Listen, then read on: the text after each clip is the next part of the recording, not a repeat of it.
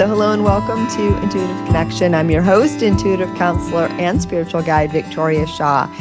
And today we have a guest who's here for an intuitive reading. And this gentleman has been circling around this experience. The guides nudged me. He's somebody I know from my life here in San Diego. And the guides nudged me, what was it, like at least a year ago, to offer Longer than that, I him, think. to offer him this opportunity if he wanted it. But it's taken us a while to schedule, huh? All right. So, but everything happens in divine time. And June, welcome. And what would you like guidance on today? Just I guess everything in general. It's more about like life choices, things like that, and um, like kind of my mission, my purpose, and where everything is kind of headed. So sometimes when you say that, when I tune into your energy and you say your mission and purpose, the image that I get that you're on this train and the train is going really, really, really fast. And it's a very weird image because occasionally pieces of paper are flying out of the train. So I'm not sure what that's about. But there's a feeling like well, now I get it, of needing to get somewhere, of needing to get the word out, of needing, but there's also this sort of frenetic energy around it that I don't necessarily know if that helps your case. So it's like the train's going really fast and you have a bunch of people throwing, you're running up and down with this. You're like this little, in my image, you're this sweet little paper boy and you're running up and down, giving everyone their little papers to throw out the window of the train to make sure the word gets everywhere. But it's like part of you're like, I don't know where the train's going. I don't know how to stop the train. And, sometimes it feels like, I don't know if you identify this up here, but energetically, sometimes I think it feels a little exhausting. Does that land so far? Um, yeah, I mean, it kind of does because I kind of know what like the direction I want it. I think it's going to head, but it's almost outpacing what I even think. It just keeps evolving. So it's Yeah. like even like the things I get stuck on are even my relationships to people, like just relationships. So it's yeah, yeah. Okay. So with the train analogy, and then we'll get to the other questions too, because they're intertwined, but they're subtly different. But with the train analogy, what the guides want you to know, if you recognize that you set this course, right, that it's going for you, you're not pushing the train. It's not like the Flintstones where your little feet are making the train run, right? It's going and it's going, the force of the momentum with which it's going in the direction with is heading, it's all you, but it's intention, right? It's intention. So that's been put into motion. And they say you can relax. They say if you want to slow down the train at times, you can do that too. You have a feeling, I think, that you're in this alone, even if you have other people involved. It feels like you're always carrying things on your back. And I think that can get really exhausting. But they want you to know, like, it's important for you more and more to see that things are growing because of like the force of your intention. It should never outpace what you want it to do. Like you shouldn't feel like you're running to catch up with what you created, right? You can adjust the pace so that it feels like it's right for you. And I want to get something else they're saying because I'm not totally tapping in and they're telling me you're not going to like any of what I just said is what they're telling me. Like, no, he likes to run after the train. But what they want you to do is learn to put some of the heaviness down so that you can Mm. kind of enjoy, the expansion, enjoy what's happening, enjoy what you're co-creating with your higher self, with the universe and others as well. Because there's this deep sense of, I think you'll tell me if I'm wrong, but I think it's responsibility where you feel like, you're responsible for like every aspect, right? The papers going out the window, the lunch car, the wheels, if they're going right on the tracks, the conductor, the route. It's like, and it's so much for you to carry that even though you will continue to keep up with it and continue to reach up with it, it's exhausting. It's feeling like too much because you're not knowing where to let go, right? Mm. Does that make sense? Like, Sure. Let go of the responsibility. And they want to give you a couple answers, and then we'll talk about the people because they have some things to say. The first thing they say, June, is you have this divine spirit squad, and you really need to use it more and trust it more because everything that human you has done and accomplished up until now, you've done in conjunction with your higher self, your soul, your guides, like the guides of those who you serve and connect with. Because I know what, at least some of the things that you do. Um, and so it's not now, nor has it ever been all on you.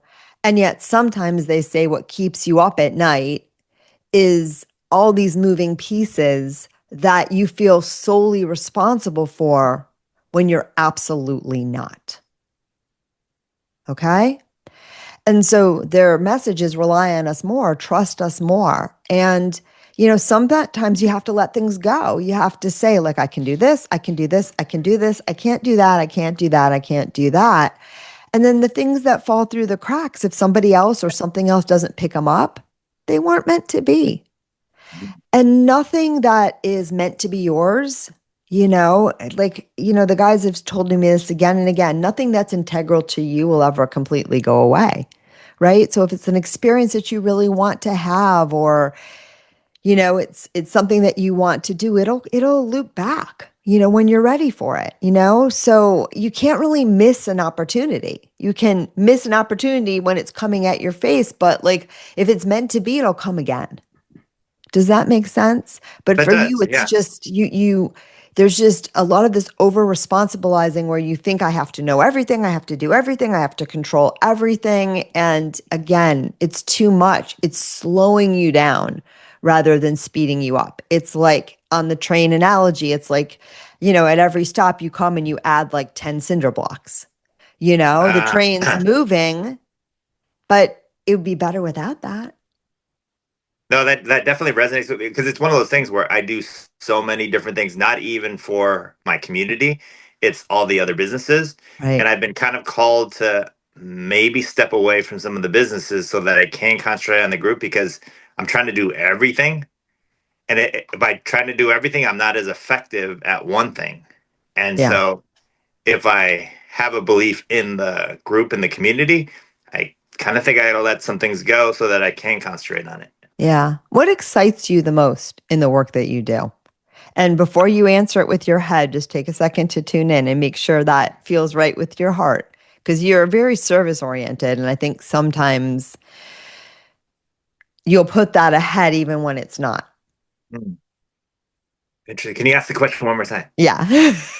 What really excites you? Like, if there's three aspects of the work that you're doing right now, like three like things, because I know you have 1,000, balls in Mhm. the air. What are the three ones right now, today, that are just the most fun and exciting for you? Oh, changing people's lives, making an Okay. impact, Okay. um, helping them see their higher self Okay.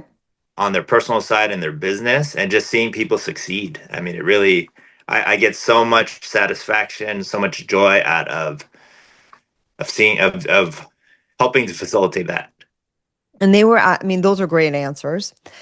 They're asking you, wake up this morning, what are the three aspects in your calendar that you're most excited about?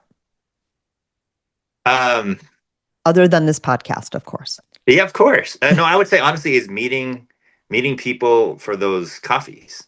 Okay. It's so personal to me to be able to hear their story and then let them know that they're being seen and that they have a place for support.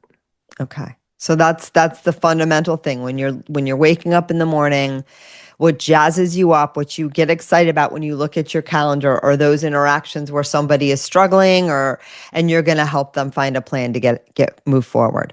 Yeah. And is that a significant part of what you do? Yeah. Yeah. I mean that's pretty much I would say 90% of what the community does. Okay. And what about the other businesses? It's a little more technical, tech support, cybersecurity, sales type things. Yeah. It it doesn't really I'm good Yeah. at it, but it Your doesn't drive me. energy. Yeah.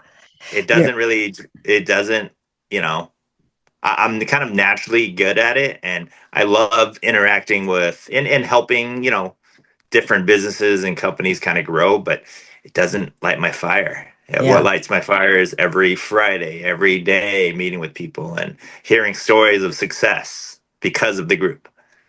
Yeah. Yeah. And so that's the direction you want to head in more. Yeah, I feel like I'm more called towards that. Yeah, well, you mean your energy was very clear, and I'm sure Yeah. listeners and viewers, because we're on YouTube now too, Right. um, All right. can feel that shift in your energy. Like it, sometimes we think something, but like for you, I feel the difference. And I also get the sense that, June, and you'll tell me if I'm wrong, but I also get the sense that there was a period of time when you felt that you were of service through your other businesses. Like you were helping Right. people, you were able to interact with people, like your do-gooding, that's how the guides say it, your do-goodingness was satisfied for a long time by the other things that you did. There was like enough of that in there that you could tack on to the nitty gritty of what you were hired to do that made it satisfying for you. But now it's just like you've chewed all the meat off of that bone. Hmm. And you're Hmm. like, I want to go where like the fresh meat is, you know? Right. Yeah. Yeah. Yeah. So what's the hesitation? I think my hesitation is, I've been working since I was 6 years old. I've had multiple things always going on. So Right. I think it's kind of habitual. My father was an immigrant. He did the same thing. He had multiple businesses, multiple hands in different things. And I think the hesitation is, you know, the security of what I've already have, and the group is, obviously it's continuing to grow. The community, we're over 8,000 now, and but it isn't secure. It isn't necessarily a business yet, but I can turn it into a business that is heart centered. So I think just insecurity is about taking that leap. Do you have people working for you in the other things that you do? Yes. Yeah, because it feels to me, and some of them are not as, I mean, this is public, so, Yeah. but some of them I think are not as efficient as they could be. Sure. And I think part of it for you, one of the things that you're learning is how to delegate and how to surround yourself with people that you can leave to their own devices. And part of that too is not micromanaging. And part of that too is, and I just mean this in the most loving, kind way, not attracting the wounded birds that you're like, Mm. that you're giving Sure. like work to. Like now Yeah. is the time to find people that can run your businesses for you so you can forget about it and generate some income from them, is what I see. Right. So you're like, I think you'd be more comfortable if some of them, and again, they're sort of saying like pick the ones that are least annoying, the ones that are and spend some time so they become automated or sell them. Mm. That's the other thing I Sure. got. Like, but it'll help you feel good if there's still some Sure. guaranteed income there, but less of your time. Sure. So Yeah. that's what I get. And I think it'll help you too, because one of the things that you're learning to do two main things in this, well, a lot of main things in this life, but I feel the deeper sense for you is relationships and service. And you're learning about that. You're learning about boundaries and you're learning, and I mean, and I don't know how far you are with respect to this, but you're learning too, my friend, how to be of service without measuring your self-worth according to how much you do for others. Right. Okay, because it's not, it's not a fair measure. I mean, Right. measuring your self-worth about how you give to others seems nicer on paper than measuring your self-worth from how much you take. But neither is correct. Sure. Neither is correct. Your self-worth is given at birth. It's just you and the lives you touch, you'll touch, right? Because you're doing you and you attract the people that you can be of service to. And look, I do this for a living. So, like you, what makes me happy is being of support to others, like shining Mm. my light and knowing that other people will catch on and their light will shine too. So, you know, but one of the things I had to learn long ago is I can't make that a story about me. Sure. right? And you're learning that. You're learning that big time in this lifetime. And you're also learning about reciprocity in relationships. And eventually you're going to start letting go of, I mean, you have some great reciprocal relationships, but you also have some relationships where it's like 95-5, Mm. of giving to receiving. And guess who does the giving in those relationships? Yes. And it's predominantly, you have many of those. Sometimes they're Sure. 70. For you, a 60-40 feels like they're doing too much, you know? And, it can change. And of course, like there are different relationships that we have and different periods in our lives, that balance shifts. But when your core way of dealing is I give 95 to get 5 back, and that's what love looks like, it's a problem for you, but it's also a problem for the other guy because they're learning to depend on you.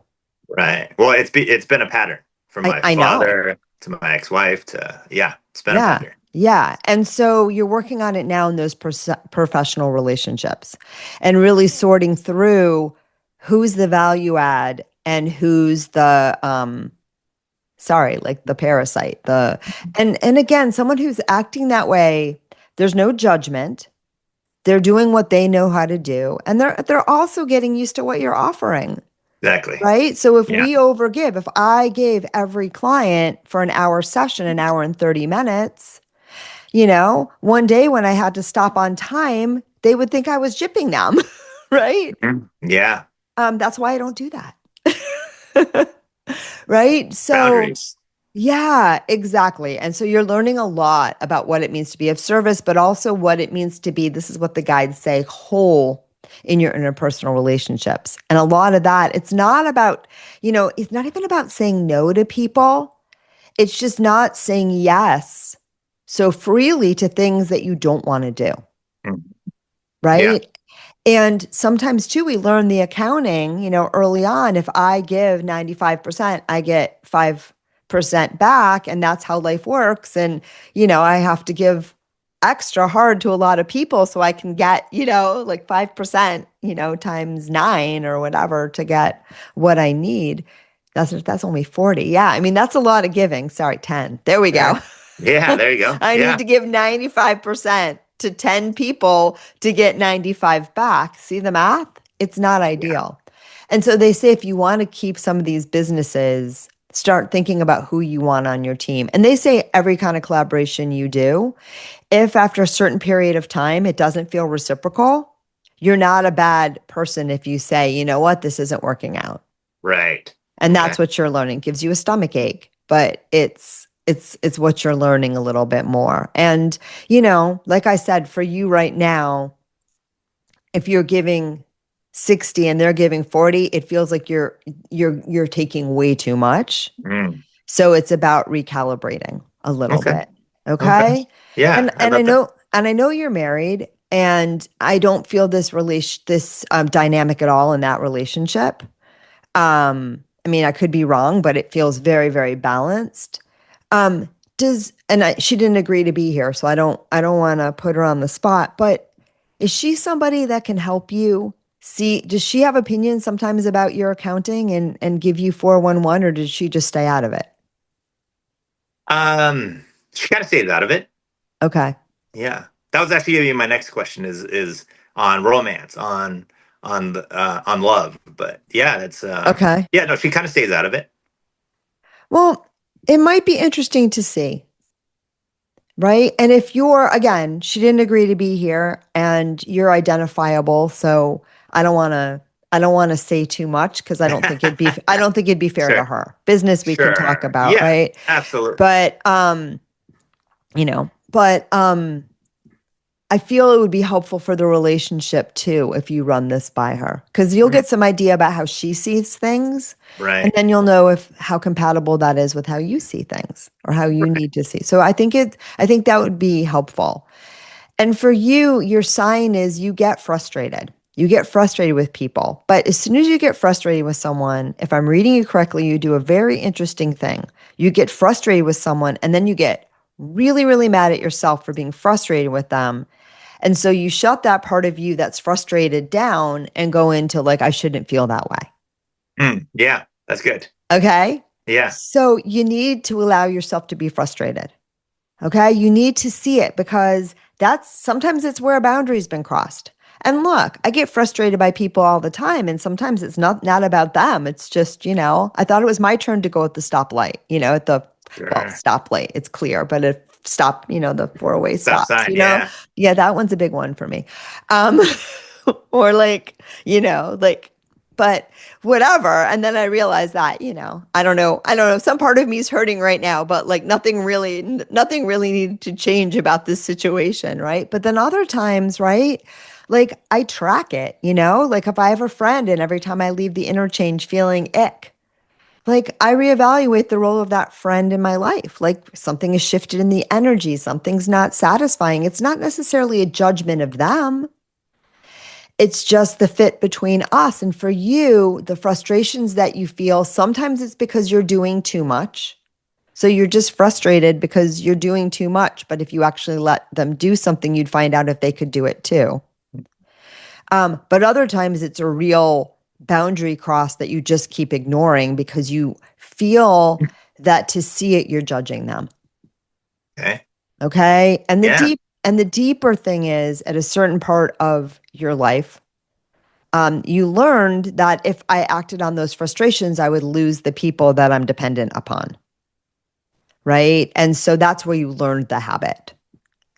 But the thing is now you got you and you're a great inner parent. You're a great parent. I know you have a son, right? So you have those resources to take care of yourself and to remind that inner child, hey, dude, it's okay to be annoyed. It's important to be annoyed. It's giving you information and you have to sit with it long enough and let it move so you can see what the information is. And a lot of times the information is parasite, right? Gotcha. This Okay. person is asking for 95 and and I am getting back 3. I know the math doesn't add up, but in this case, that's what I got. Does that Wow. make sense? So That does. it's allowing those feelings. They're really important signs and you override them all the time. Oh, yeah. Yeah. Yeah. And you're not a bad person to be annoyed with somebody else. And it's safe. And the people for whom it's not safe to be annoyed with, and I don't think you have a lot of those in your life anymore. So that's fabulous. Um, but you used to. But the ones that it's not safe to be, reciprocal with and set boundaries with, you don't want those people in your life. Mm. Right? Let them go teach someone else a lesson. You're good. You got it. Right? You deserve the relationships that are reciprocal, that you're not doing all the work. Does that make sense? It does. Yeah. I love that. Yeah. Right? And so it's an exercise in presence. And your guys are giving you a little bit of homework and they're saying 2 things if you're comfortable. Okay? Sure. Yeah. And you can do them both in the same book if you want. They say you'll like that because it'll soften it a little bit. One is when a relationship feels reciprocal. And again, your counting is a little bit off, but we'll start where you're at. um, but when somebody does something for you and you can like receive it, or it's just something feels really nice, or you're appreciative, or just you enjoy somebody's company, or any like wins in your relationships that are not all about you giving. Write them down. Just start to write them down. Start to notice them. That was really fun. I loved how this person stepped up and did this thing or volunteered this, or not because they're getting something. And you might not always know, but like just because that felt good, or, you don't really, I don't feel you're someone who really lets yourself be cared for enough, but when you can, even a little bit, write it down. And fun interactions too are really positive too. So anywhere where you feel free and fun and you can be yourself with other people, because that's something you're wanting to bring a lot more of into your life too. Just where there's no pretense, kind of the way you create your community. You're looking for more interactions like that where you can just be yourself. Okay. So where you find those, write them down, notice them, keep a little journal, like jot it down. That was really fun. That was a fun conversation. That lifted my heart. Like, I love that piece of wisdom that person gave me. I learned something from that. It was so nice of them to come buy my coffee. Whatever the thing is, write it down. Okay.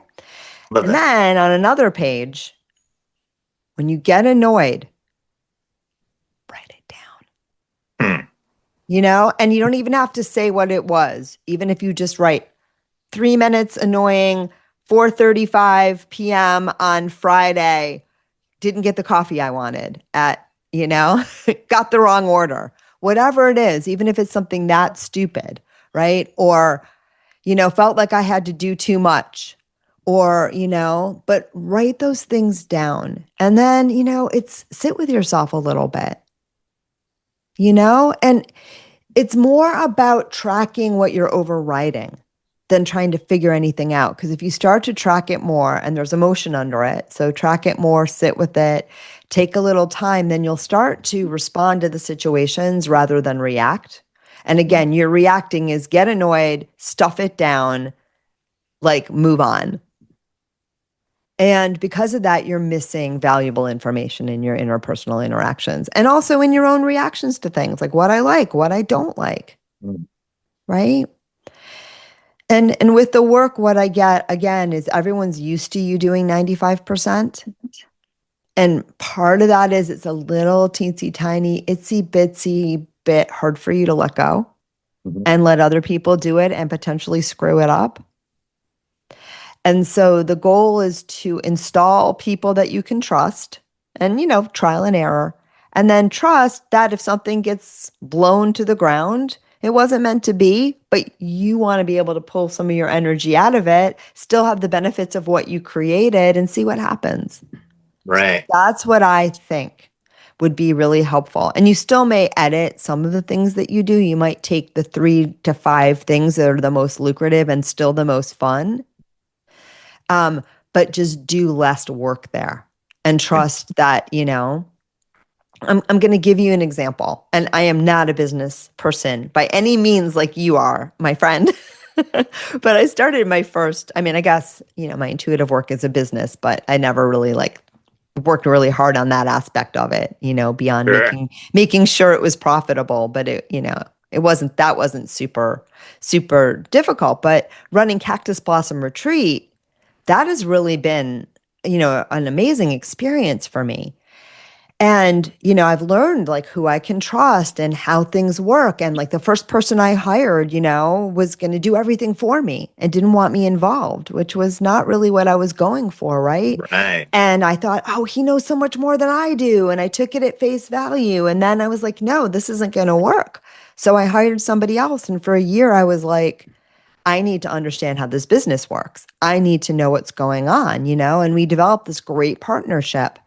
And now I'm at a place where everything is working so well that now I'm like, oh, I trust, like, he can handle this, he can handle that, but it was because I had to kind of know, right? Right. Like, I couldn't just hand over the reins too soon. And this is familiar to you because you've been, helping people build their businesses for a million years. So I'm sure you've heard this story before. So now we're going to talk about you, right? You know how the business works, right? You know what needs to be done. But I did this little turnaround in about a year. How long have you had your oldest business? Years. My thing is that I always tell people I give the best advice. I don't necessarily take my own advice. Okay, well, do you want to keep telling that story and live in it? No, yeah, Yeah. it needs to I change. It mean, it's needs to all good. change. Yeah. So again, if Victoria can turn it, I'm sure your businesses are more complicated than mine, but if I can turn it around in about a year, right? Um, with a new business that I still, don't know a whole heck of a lot about, you got this. It's time to like let go of the reins. You'll feel so free and so good because part of you, it's the same urge that it is to cut the cord. And if you want to cut the cord, the guides say you can. But they say changing the pattern will be so helpful for everything that you want to create moving forward. Right. Meaning you don't want to just do the same thing again. Right. And so again, you may lighten the load a little bit and get rid of a few of these businesses or what, like, I mean, it feels like there's so many different things. Um, but it also just might take itself out in the wash. And it feels to me, and again, I don't know how these flow, but you kind of need like, and I don't even know much about how business works, but it's like you kind of need like a CEO kind of jam for Mhm. each of these things, like the go-to person, the new you. Okay.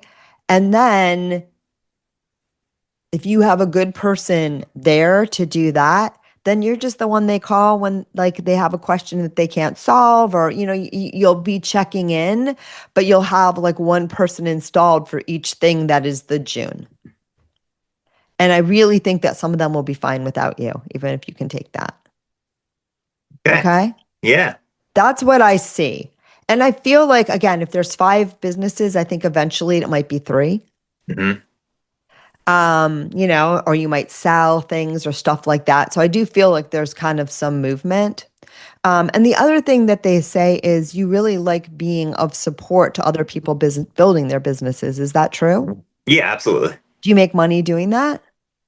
Yeah, I do on the business side, but that's why I want to transition to the group where I'm doing that, but then make the group a business. Yeah. And I get to do everything I do, but now I get to do it for the group. Yes. Can I tell you what your guides say? Yeah. They say that could be somewhat limiting for you because you could potentially have like a wide clientele, and just be mindful of the accounting. So you can do that as part for the group. And I love the idea because you just have this community and this curated community, and they're like your family and you want to help them and protect them. But remember the 95% rule, right? And with the group, it's about 75-25. So it's better, but it's still not ideal. Right. And a business, of course, you know, like ideally more is coming in that's going out. That's how businesses Sure. work. Do you know what I mean? And so the pivotal thing for you is, and I'm going to be honest, and if you want me to cut this, I will, but I'm going to be honest. It's a deep-seated belief that I want to be extolled by being the good guy, the one who takes care of everyone, like the giver. And there's nothing wrong with wanting to be of service. Like I said, like, that's what excites me too. Mhm. Like I don't think I've ever, I mean, I learned early, when I was looking at things to do after graduate school and marketing came up, and I was like, I'd be really good at this. But I just knew I wouldn't do it. Like it wasn't a moral thing. It just was like, no, I need to like feel like what I'm doing is like beneficial. And for me, marketing, I just didn't, it didn't, I would be really good at it, but I was like, it won't satisfy that deeper need. Right. But your guides say, and I want to get it right from them, there's 2 different ways of being in service, June. And they say the old outdated model is give until you disintegrate. Okay. Give until there's nothing left to give. And that's sort of been your model. That's sort of been your motto, right?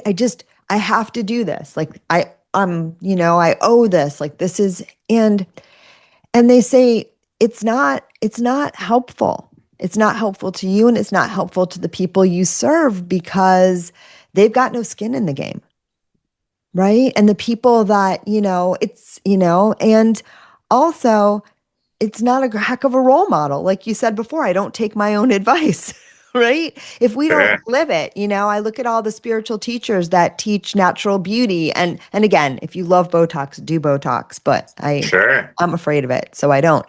I do have a Zoom filter though. Full disclosure. But because years ago some young person told me I needed to get one. Oh, no, don't I listen. know, but like, do you know what I mean? Like, it's Yeah. like if you want to, and doing that makes you feel great, then please do it. I want you to do whatever makes you feel good about you.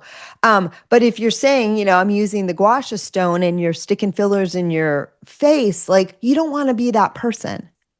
You don't want to be disingenuous, right? You want to live your light.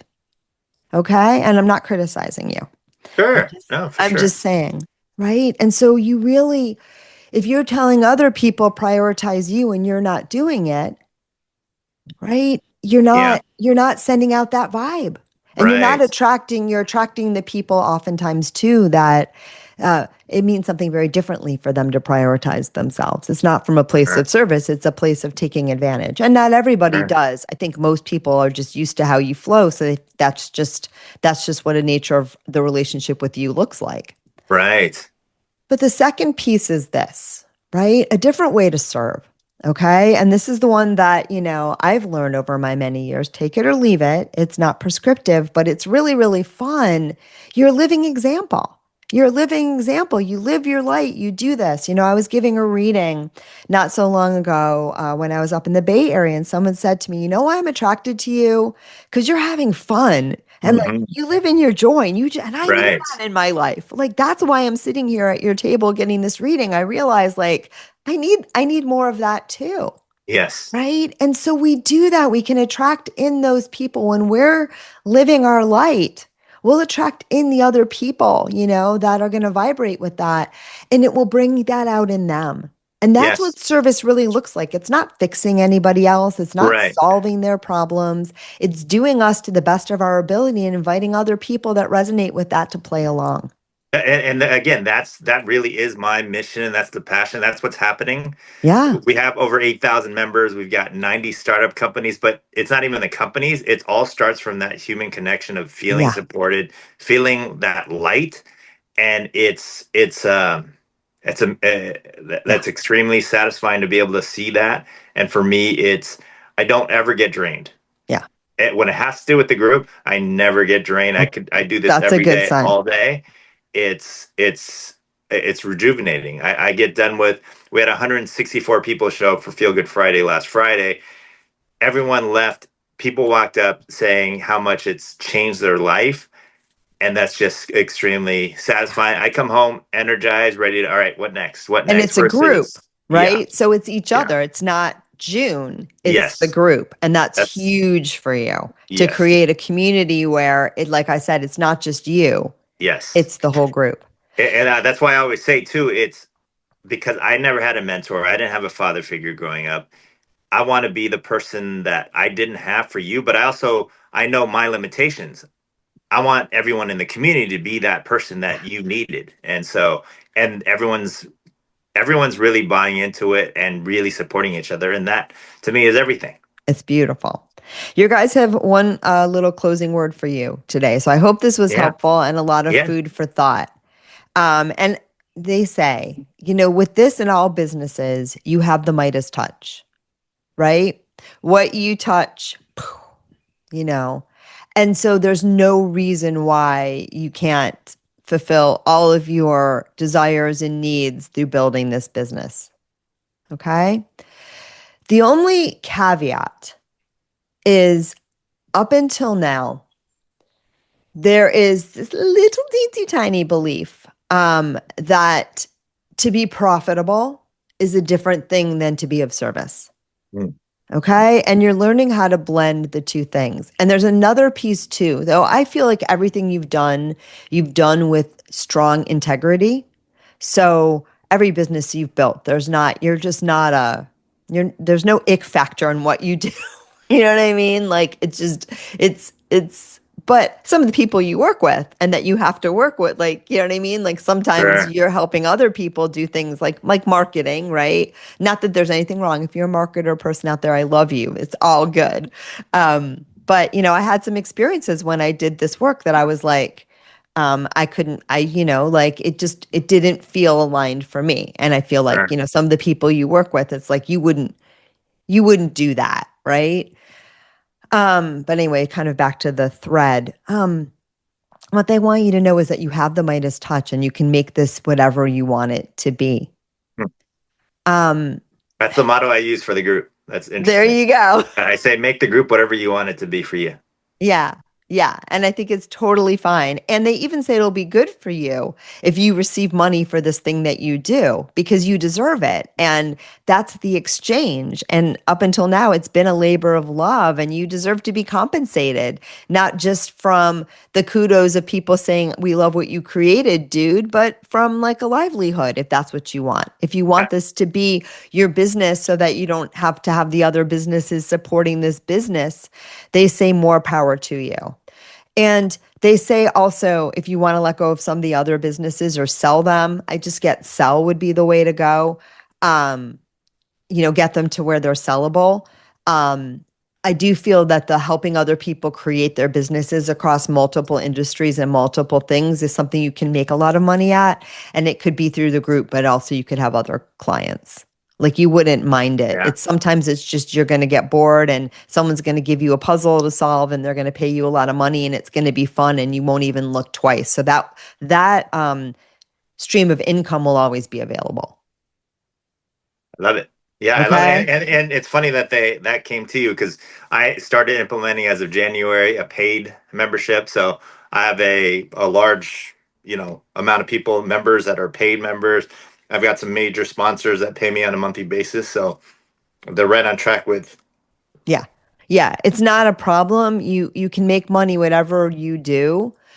Your feeling about this is I feel you have a little mixed feelings around monetizing it and Mhm. how you want to monetize it and having the monetization not destroy the energy of the group. Not saying that it will, but I'm saying, and so you're very intentional about that.